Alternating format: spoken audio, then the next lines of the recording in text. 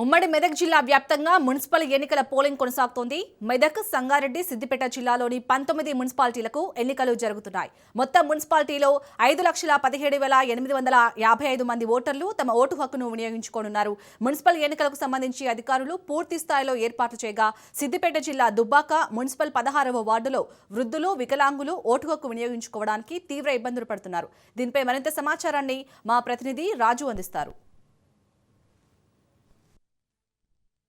సిద్దిపేట, మెదక్, సంగారెడ్డి జిల్లాలో పోలింగ్ అయితే ప్రశాంతంగా కొనసాగుతుంది. ఇప్పటికే ఆయా పోలింగ్ కేంద్రాలకు ఓటర్లు వచ్చి తమ ఓటు హక్కును వినియోగించుకుంటున్నారు. ముఖ్యంగా చూసుకోవచ్చు, మనం సిద్దిపేట జిల్లాకు సంబంధించి దుబ్బాక మున్సిపాలిటీలో ఉన్నాము. ఇది మోడల్ పోలింగ్ కేంద్రము.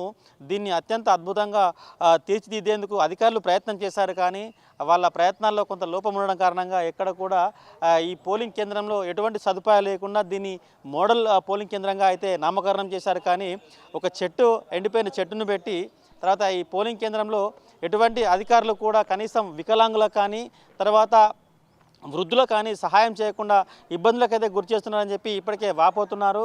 మనం చూసుకోవచ్చు, మంచినీటి సదుపాయం కూడా సరిగ్గా లేదు, ర్యాంపు కూడా సరిగ్గా లేదు. తర్వాత ఏదో నామమాత్రంగా ఒక టార్పాలిన్ మాత్రమే వేశారు, 4 బెలూన్లు పెట్టి ఇది మోడల్ కేంద్రంగా అయితే తీర్చిదిద్దారు. అధికారులు అటు జిల్లా అధికారులు ఎంత చెప్పినప్పటికీ క్షేత్రస్థాయిలో ఉన్నటువంటి అధికారులు అయితే దీన్ని పట్టించుకోకపోవడం కారణంగానే ఈరోజు ఇది మోడల్ పోలింగ్ కేంద్రంగా చెప్తున్నప్పటికీ సదుపాయాలు మాత్రం ఇంత తూతూ మంత్రంగా అయితే పెట్టారు. ఇక్కడ వాటర్, ఇది మోడల్ పోలింగ్ కేంద్రంలో ఉన్నటువంటి వాటర్ దగ్గర ఒక గ్లాసు కూడా ఉండదు. కనీసం వాళ్ళకి చిన్న ఈ బాటిల్స్ ద్వారా నీళ్ళు తాగిపోవాలి.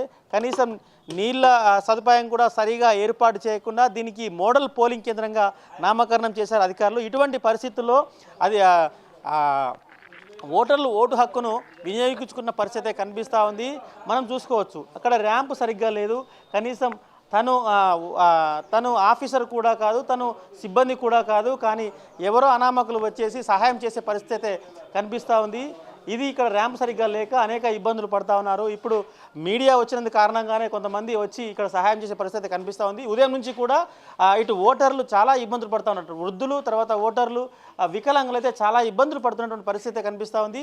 ఇది మోడల్ పోలింగ్ కేంద్రంలోనే సౌకర్యాలు ఈ విధంగా ఉంటే వివిధ కేంద్రాల్లో ఏ విధంగా ఉంటాయైతే మనం స్పష్టంగా చూసుకోవచ్చు. ఇప్పటికీ మనం చూసుకోవచ్చు, ఇటువంటి పరిస్థితుల్లో ఓటర్లందరూ కూడా ఓటు హక్కును వినియోగించుకునే పరిస్థితి కనిపిస్తూ ఉంది. మోడల్ కేంద్రంగా పేరు నామకరణం చేసి అవార్డులు, రివార్డులు తీసుకుంటారు అధికారులు తప్ప సదుపాయాలలో మాత్రం శూన్యమైతే కనిపిస్తూ ఉంది. ఇది ఉదయం నుంచి కనిపిస్తున్న తంతు కనిపిస్తూ ఉంది. అటు అధికారులు, జిల్లా అధికారుల పర్యవేక్షణ ఏ విధంగా ఉంది, క్షేత్రస్థాయి అధికారుల పర్యవేక్షణ ఏ విధంగా ఉంది చూసుకోవచ్చు. చెప్పు బాబు, ఏమైతుంది మిక్కిమే? ఫ్రెండ్ వాళ్ళ నానమ్మ అధికారులు ఎవరు లేరా? తీసుకుపోతారు అయితే ఎవరు లేరు మరి బయట. అధికారులు ఎవరు లేరు? బయట అయితే ఎవరు లేరు. బయట లేరా? ఏమంటారు? మీరే తీసుకోమా? నేను చెప్పలేరు, ఇక మనం ఏపీఆర్ కాబట్టి తీసుకొచ్చుడు మనం. ఇబ్బందులు పడుతున్నారు అక్కడ, ఎవరు పట్టించుకుంటలేరు. అక్కడైతే బయట అయితే ఎవరు లేరు.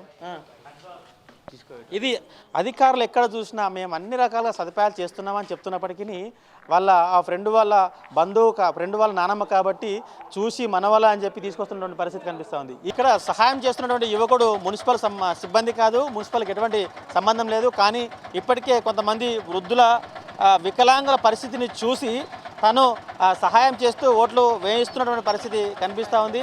మరి మున్సిపాలిటీ సిబ్బంది ఎడిపోయారో, తర్వాత ఈ మాత్రం సదుపాయాలు కనిపిస్తూ ఉన్నాయి. అదేవిధంగా మరికొంతమంది వృద్ధులు కూడా ఇక్కడ వెయిట్ చేస్తున్నటువంటి పరిస్థితి కనిపిస్తూ ఉంది. ఈ విధంగా మున్సిపాలిటీలకు సంబంధించి తను కూడా మున్సిపాలిటీకి సంబంధం లేదు, మున్సిపాలిటీ సిబ్బంది కాదు, తను కూడా ఇక్కడ ఎవరో వృద్ధురాలు ఉన్నారు కాబట్టి సహాయం చేద్దామని చెప్పి చేస్తున్నటువంటి పరిస్థితి కనిపిస్తుంది. ఈ విధంగా యువకులు సహాయం చేసి వికలాంగులను, వృద్ధులను తీసుకుపోతున్న పరిస్థితి కనిపిస్తూ ఉంది. దుబ్బాకలో ఇటువంటి సదుపాయాలు ఏర్పాటు చేశారు. ఉదయం నుంచి కూడా ఇదే తంతు. అటు వికలాంగులకు కానీ వృద్ధులకు కానీ సహాయం చేసే పరిస్థితి లేదు. అదేవిధంగా ఇక్కడ సిద్దిపేట జిల్లాలో 100 మీటర్ల బయట మెడికల్ సిబ్బంది ఉండాలని చెప్పి ఒక నిబంధన కారణంగా మెడికల్ సిబ్బందిని కూడా 100 మీటర్ల పైన గెంటేసి గేటు బయటన వాళ్ళను ఉంచిన పరిస్థితి కనిపిస్తూ ఉంది. ఉదయం నుంచి కూడా వాళ్ళు నానా అవస్థలు పడుతూ ఉన్నారు. 100 మీటర్ల పైన ఉంటే ఎవరికి ఉపయోగపడతారు వారు?